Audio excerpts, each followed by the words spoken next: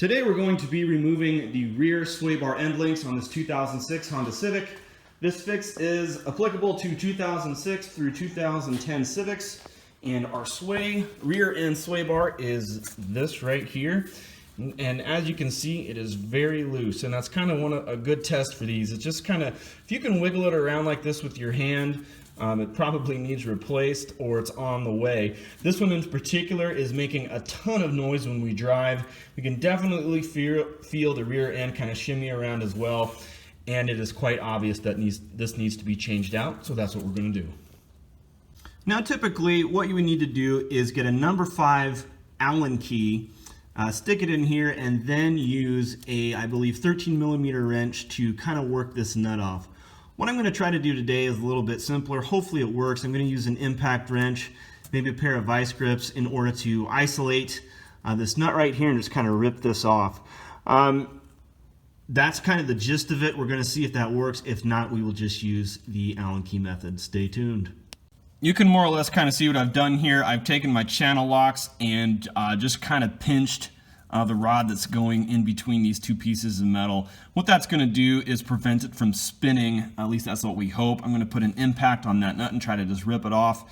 If the impact doesn't work and we can really isolate that bolt from spinning, I'm just going to leave the channel links on and then put a socket up to that nut. That will kind of eliminate the need to use the number 5 Allen key, and hopefully don't have to go through the process of stripping that out and then doing this anyway. So I'm just going to take the kind of, I guess you call it a prevention step, and just kind of isolate that bolt right now and just try to work the nut off with either the impact or a socket. So let's see what we can do.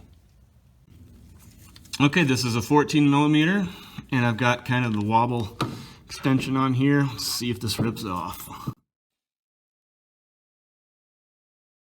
Well, we definitely got it loose, but this isn't tight enough, so we're going to readjust and see if we can isolate that. All right, I readjusted, got it a little tighter. Let's see if we can knock this off.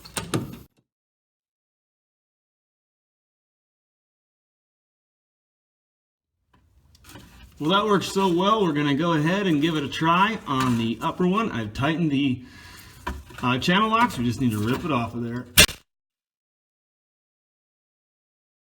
Looks like I need to tighten them a little further. All right, we got it tight. Give it another shot.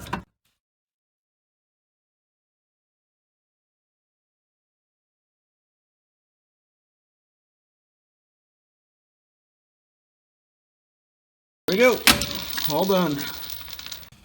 Now we need to put our new part on, so it's just going to fit through these two holes, and essentially just going to end up tightening a nut onto this thread.